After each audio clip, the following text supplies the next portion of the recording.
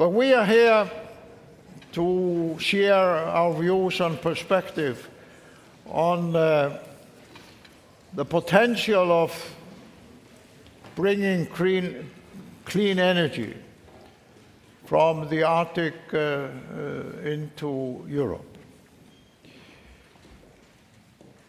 When we founded the Arctic Circle 11 years ago, that would have been thought a paradoxical notion. We now see Norway presenting itself as the battery of Europe, with ocean cables from Norway down to the European continent to Britain. We have Greenland, that was discussed here before, being probably the largest reservoir of hydropower left in the Western world. We have an ongoing debate in my own country whether we should export energy through cables to Britain or the European continent. So we are clearly now in the third decade of the 21st century in an era where energy transition, especially in terms of green energy, from the Arctic to Europe is a realistic possibility. So the energy future of Europe has a broader geographical scale than most of us thought 15, 20, 25 years ago. So let me ask each of you, in the form of your opening statement, to share with us your thoughts on this and how you want to contribute to this discussion and this journey, because it's going to be a journey, whatever we say. We already see the market and the investors going in that direction. And then, of course, we will take questions from the audience as well. Frankly, I don't know what these 5 minutes mean here on the screen. So, as I said before, I'm going to ignore that until I get another time slot. So, Angus, if I can ask you to start, to share your thoughts with this. Well, President Grímsson, ladies and gentlemen, meine Damen und Herren, it's a pleasure to be in Berlin. I'm here representing the Scottish Government. I also have the joy of being half German, but I think you're asking me to answer in English, so I'll do my best. I expect that there are a large number of people in the audience who've been to Scotland or like Scotland. Am I right? Quite a lot of hands going up. So I'm going to be, it's not controversial to confirm that Scotland is a windy country, is it?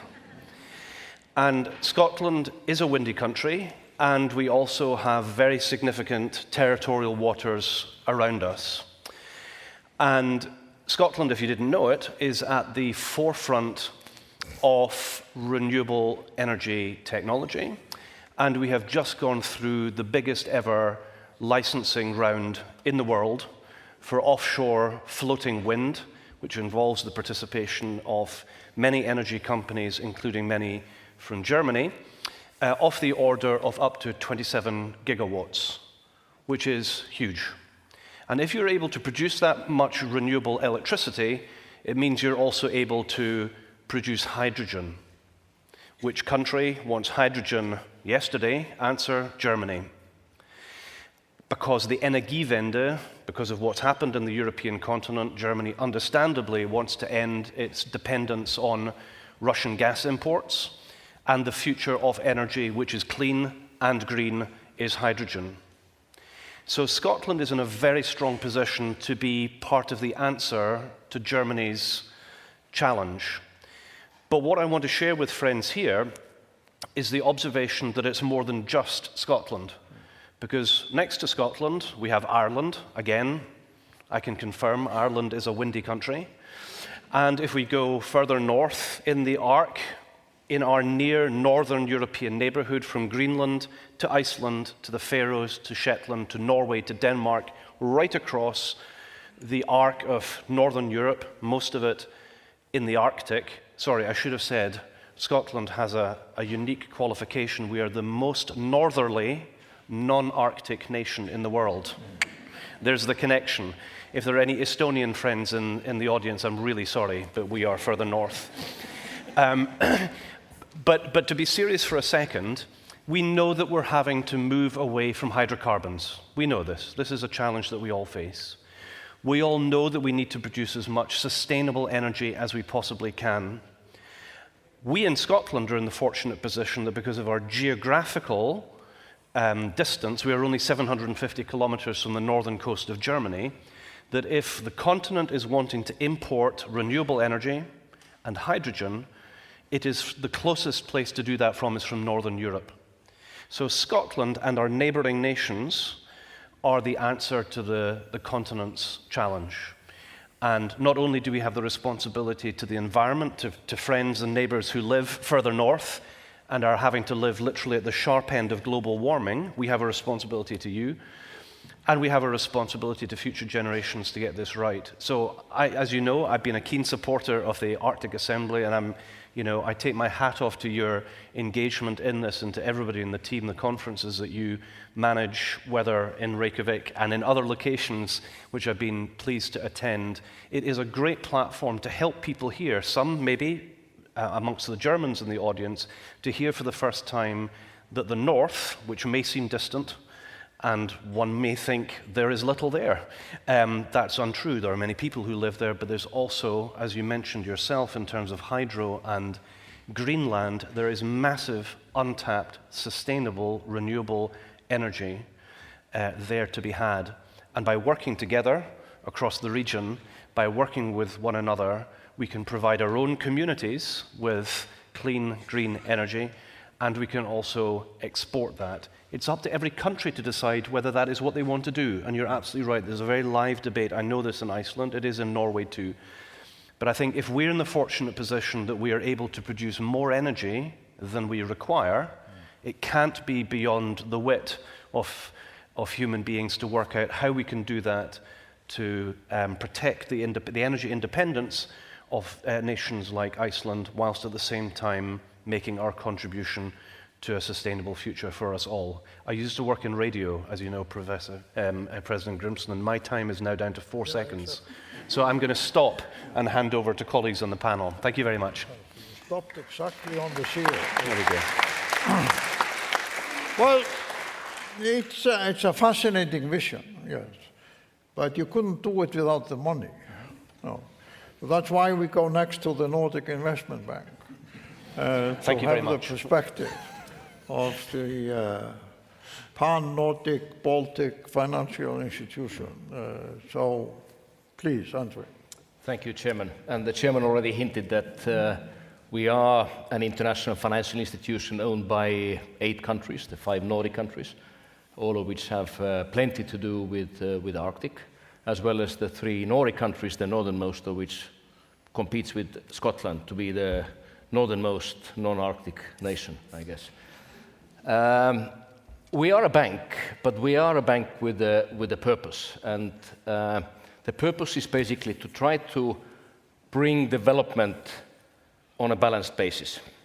We have 2 key mandate elements in whatever we do. Any project we finance, every project we look at, even if we don't finance it in the end, we assess 2 components. The first one is productivity, i.e. the competitiveness of the region and what it brings to the development of economies and eventually livelihood of people. And then secondly, the protection of the environment. And we are trying to bring that balance and hit always at least one, very often we hit 2, and we have seen over the past few years how we actually find solutions in technology helping the environment as well eventually and addressing the climate change.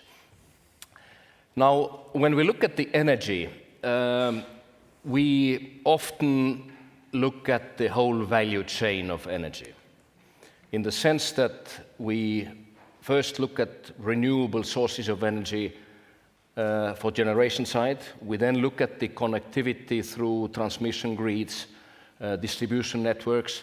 We look at possibilities for energy storage, where also Arctic has a great role to play because there are critical minerals needed for, say, battery storage, for instance, that we are also financing.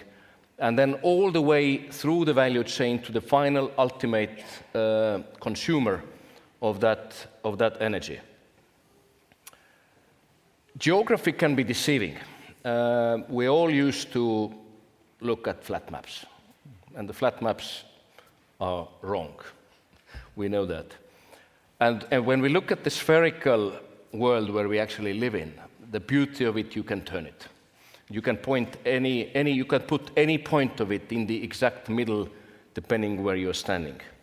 And I think that kind of metaphor takes me to the connectivity, because there are certain elements in financing that are similar to any place, any region, and then there are certain elements in the Arctic that make it more challenging. The first one is, of course, its relative remoteness. The second one, it is its scarce population and the very low density of that population. The projects tend to be smaller. Sponsors tend to be smaller. So if I first describe the value chain as how do we bring the green energy to the ultimate user, then there is also in finance, there is the vertical value chain. How do we get the big money in the world to the smallest of the corporates or companies or municipalities that would need it? And that tree is also crucially important. At the very top of it basically stand the balance sheets of central banks, big pension funds, asset managers. Then perhaps we are there somewhere at the next layer, the international financial institutions, together with some of the larger commercial banks that then help to channel that money. So we are really only a service industry. So we are there to bring the know-how, to bring the leverage of the projects, and to make sure that whatever we try to do is a success. So we are part of the service industry. We're taking a humble view, and that's what I always like to take, that we're not really generating anything ourselves. We're not building wind parks. We're not building transmission lines. We're not building mines. But we help those that do it, and we try to provide the know-how to it to be selective and good enough to make sure that we finance the best of those projects. And being owned by 8 countries rather than 1, I think gives us that luxury that we can be impartial, we can be neutral, and we can add the most value. In every project where we finance, we try to crowd in others rather than crowd them out. And with over 4 billion euros total that we have put our own money into the Arctic, we have brought at least as much, and probably a few times as much, in also from other sources. Now I'm down to the 4 seconds, and I will stop here. Thank you.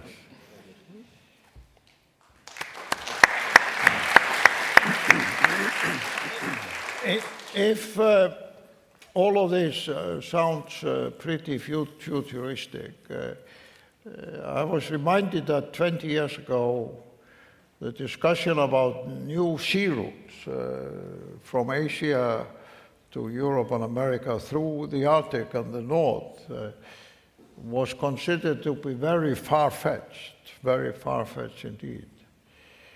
But then in the final years of my presidency and during my state visit here to Germany, the vision of Bremenports,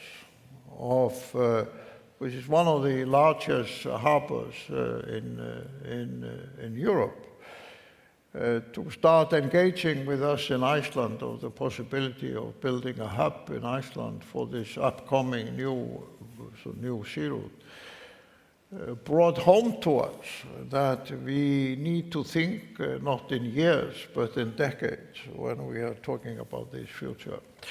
So I'm very happy to welcome the managing director of Bremenports to this discussion.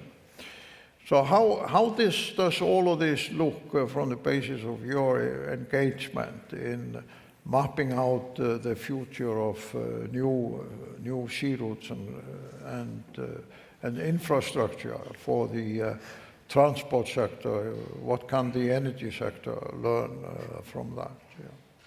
Yeah, many thanks for the kind introduction, dear President Grímsson. And yes, it is indeed not the first time we see us in person. I spent a long time thinking about how to present our involvement in Arctic issues from Bremenports, from a port management company, just in 5 minutes. So it all started by an invitation from you, from President Grímsson, around 12 years ago.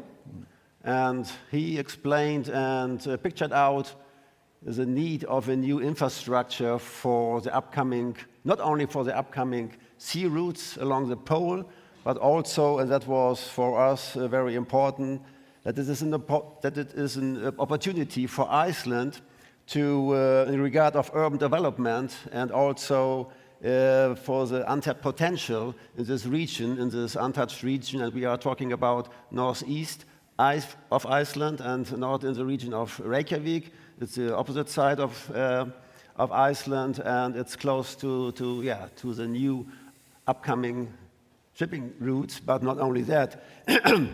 Nevertheless, the question is, green energy from Arctic to Europe. What does it mean for us? And what does it mean for a project we are developing in Northeast Iceland?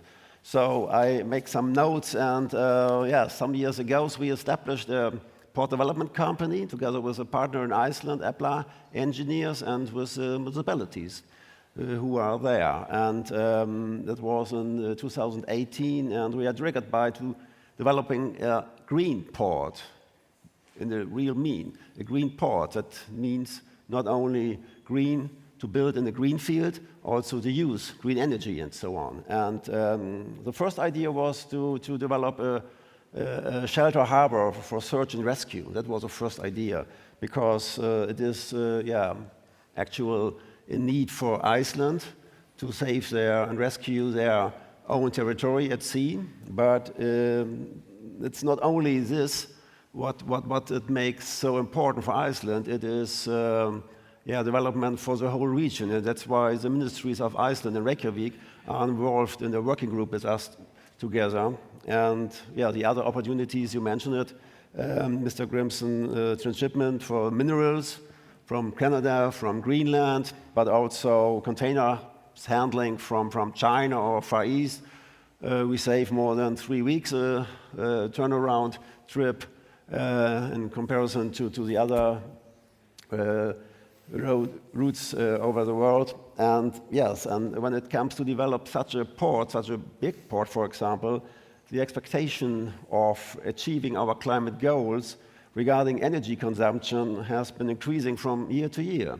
And for the port itself, for the industrial zone, and also, of course, for the production and use of sustainable fuels in the maritime sector.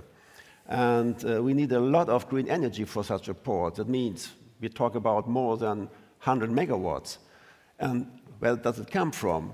Could it come from the local grid? No, it can't. So in Iceland, the electric energy comes from geothermal and from water plants, 100% sustainable, but that is definitely not enough.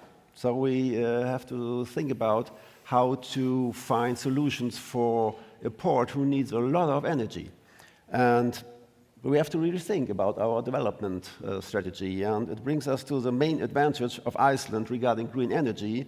You may not know, but Iceland, as you mentioned, Mr. Robertson, earlier, is a country with immense potential of onshore wind energy. It's one of the best places on Earth.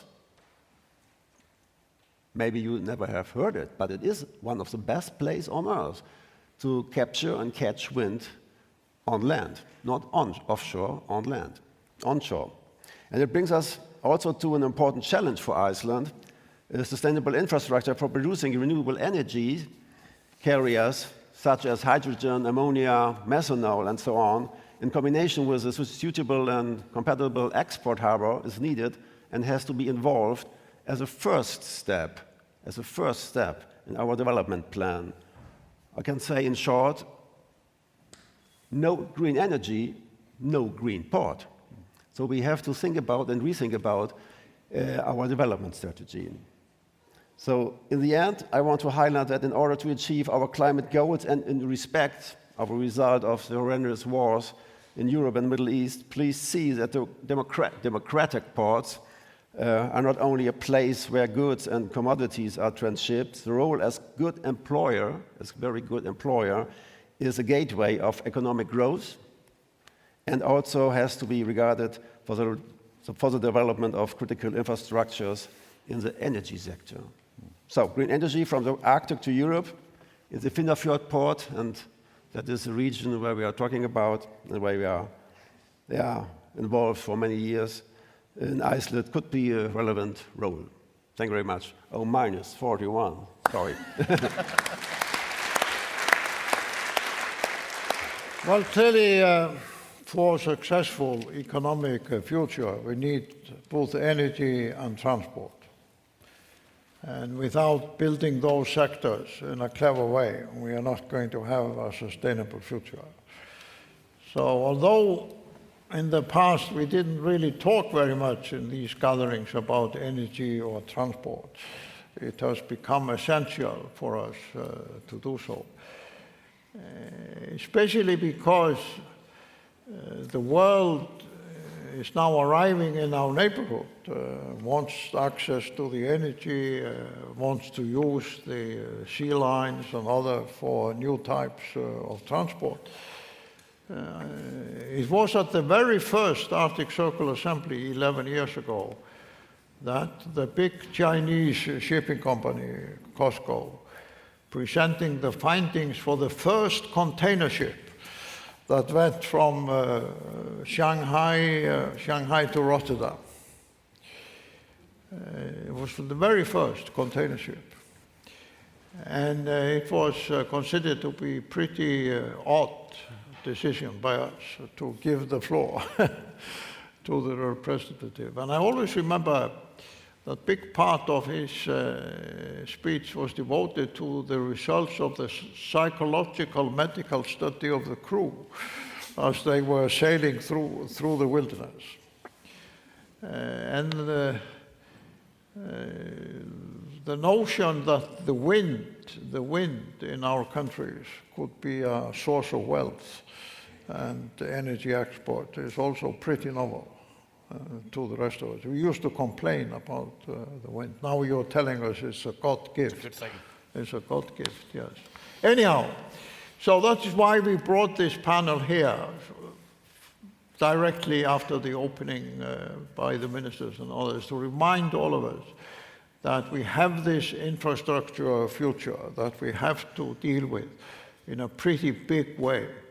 And it will require a lot of financial involvement as well as big energy company, some of the leading harbors in the world in order to do this in a successful way.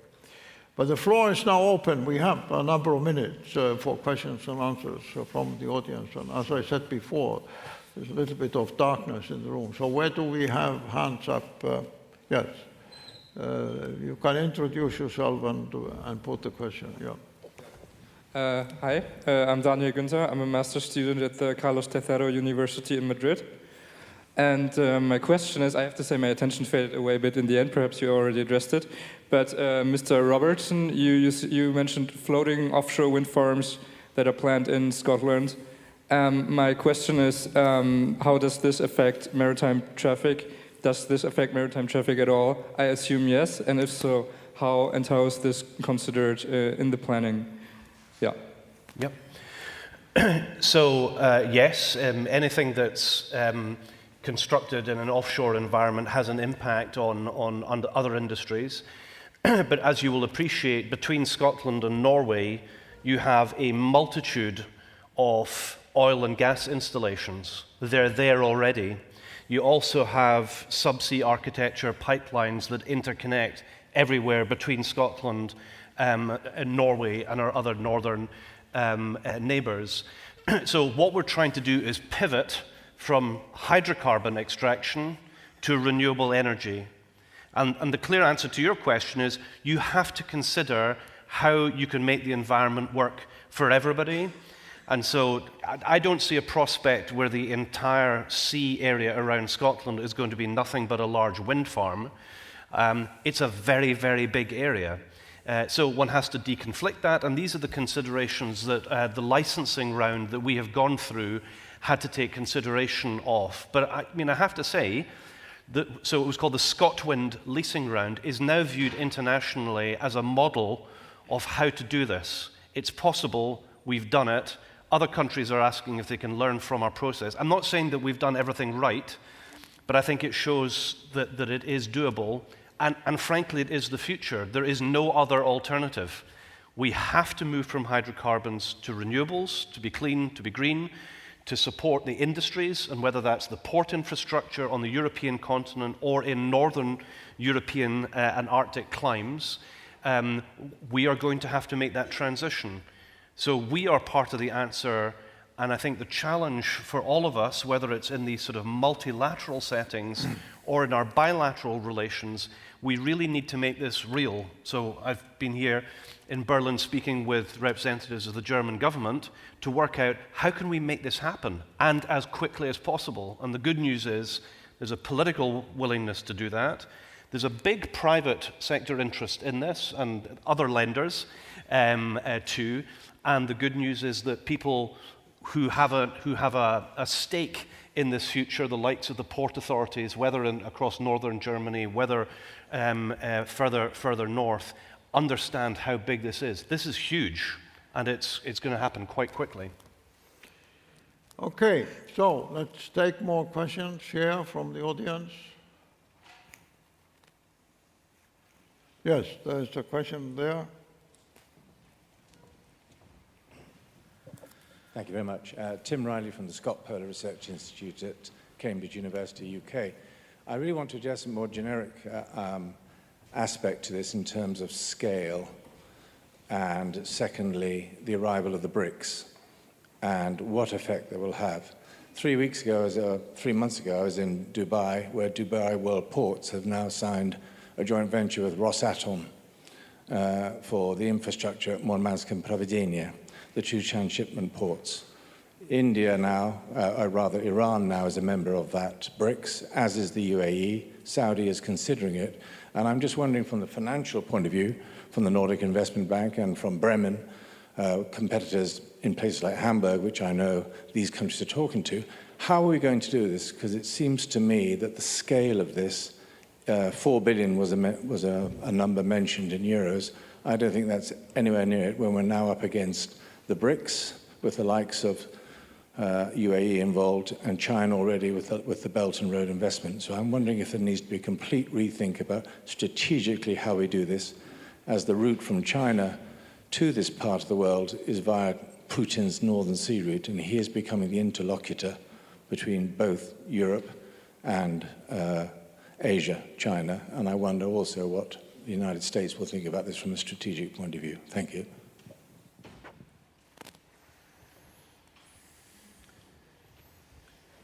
Well, there are of course challenges. I like the earlier comparison to the muscle, and then also to the fact that it's not the muscle, it's the bone is broken. And I think we need to take that into account. The world is not going to change in the next few years. It's not going to change in the few decades. I think as far as our increased necessity to build resilience is concerned. And I can tell you that the whole financial community is now turning eyes, not only the international financial institutions, which have had for many, many decades a certain list of exclusion list we do not do. And defense industry has always been there. But also the commercial banks. And I think it's really important that we look at the good things we need to build it in a way that enables local communities and i.e. people, but also the environment, i.e. nature, to be preserved, but also how to then keep it all intact, politically, but also physically. So we are, for instance, as Nordic Investment Bank, we are reviewing our own sustainability policy, which actually includes that exclusion list and what we do and what we do not do. We are reviewing it this year. Okay, so our time is up. Thank you very much for bringing this additional dimension. We are going to establish at the Arctic Circle Assembly in October a new framework for these discussions, which we will call the Arctic Circle Business Forum. We'll have a more focused discussion within the Assembly on this. So let me conclude this by inviting the three of you to come to the Assembly in October, where we can continue this very important discussion, because this is one of the crucial areas that we have to engage in the next few years, due to the importance of the topics, but also due to how the world is knocking on our doors. And we have to deal with this whether we like it or not. So this is an invitation to all three of you to continue this dialogue at the Arctic Circle Assembly, at the new Arctic Circle Business Forum. And I thank all of you for your questions. We will now take a 15-minute coffee break, and then we will go straight into the Norwegian chairmanship of the Arctic Council on the huge challenges Norway has dealt with due to the war in Ukraine and the absence of Russia. And from there, we will go into the polar dialogue linking the Arctic, Antarctica, and the Third Pole and the Himalaya region. But thank you all. Thank you so much. Good. Thank you. Thank you. I now need to go and vote for the new First Minister right now. Oh, good for you. Thank you very much.